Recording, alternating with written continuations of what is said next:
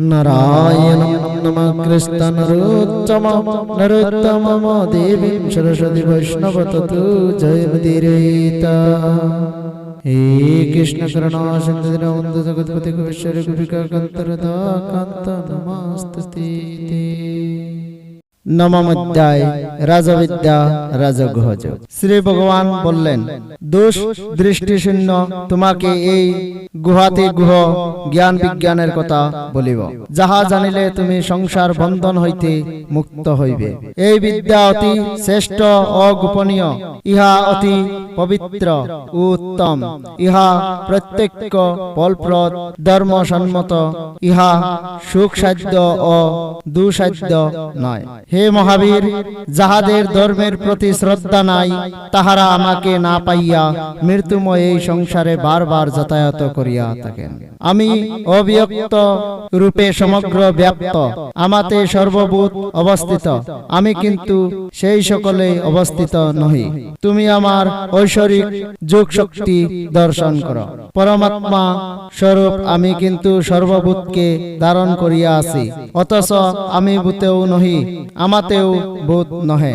যেমন আকাশস্থিত মহান বায়ু সর্বত্রগামী, তেমনি সর্বভূত আমাতে অবস্থিত আছে।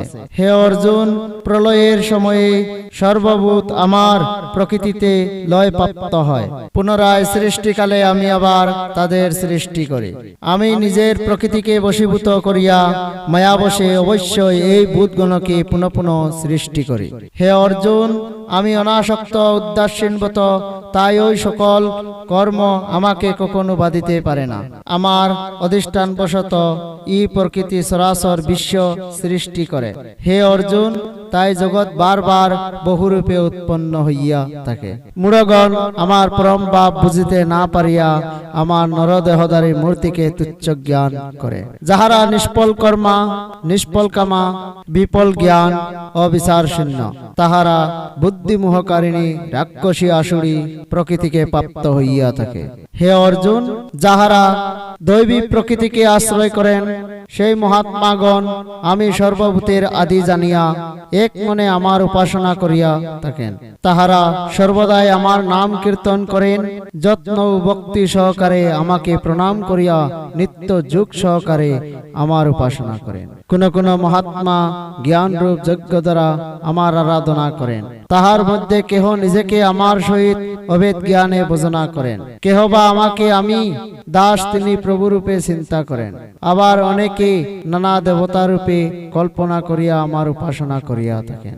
আমি এই ক্রতু, আমি এই যজ্ঞ, আমি এই শব্দ, আমি এই ঔষধ, আমি এই ঘৃত, আমি এই অগ্নি, আমি এই হুম ও হুম দ্রব্যাদি, আমি এই জগতের পিতা মাতা দাতা পিতামহ জ্ঞেয় পদার্থ পবিত্র ব্রতাদি ওঙ্কার, এবং আমি এই ঋক শাম যজু প্রভৃতি সকল বেদ, আমি এই গতি ব্রতা প্রভু সাক্ষী আশ্রয় শ্রবণ সুরিত প্রলয় উল্কাপাত লয় আবার অবিনাশী বিশ্বরূপ।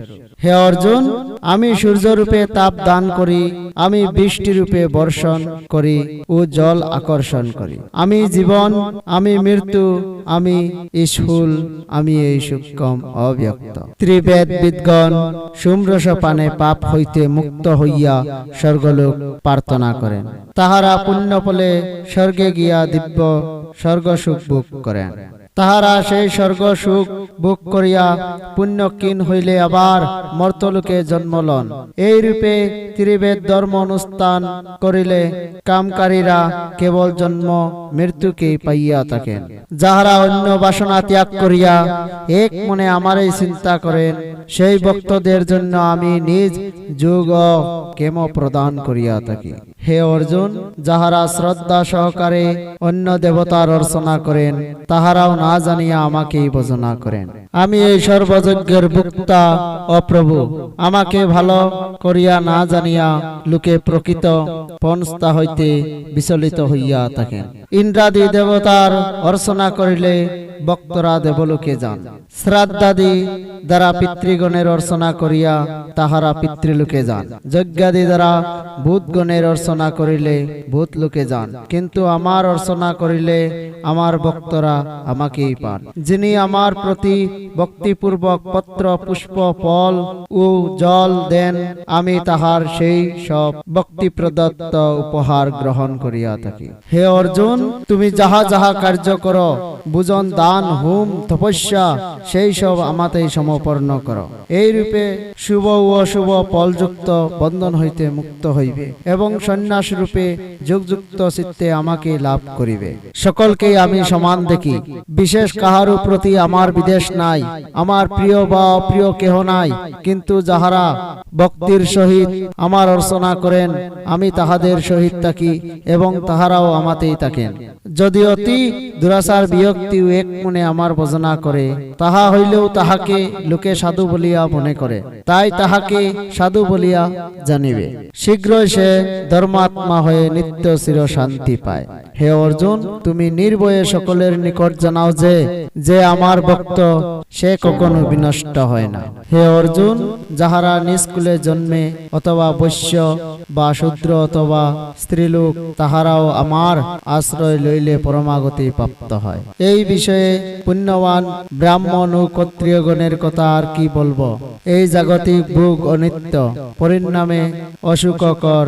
তাই বলি, হে অর্জুন, কিছুতে মুগ্ধ না হইয়া আমাকে ভজনা করো, আমাতে মন দাও, ভক্তি করো, আমার উদ্দেশ্যে যজ্ঞ করো, আমাকে নমস্কার করো। এইভাবে মত পরায়ণ হইয়া আমাতেই নিজ আত্মা যোগ করিয়া আমাকে প্রাপ্ত হও। এতে রাজবিদ্যা রাজগুহযোগ নামক নবম অধ্যায়। হরে কৃষ্ণ, রাধে রাধে সবাইকে। চ্যানেলে নতুন হয়ে থাকলে চ্যানেলটিকে সাবস্ক্রাইব করতে ভুলবেন না। আবার দেখা হবে পরবর্তী ভিডিওতে। সুখে থেকো, ভালো থেকো।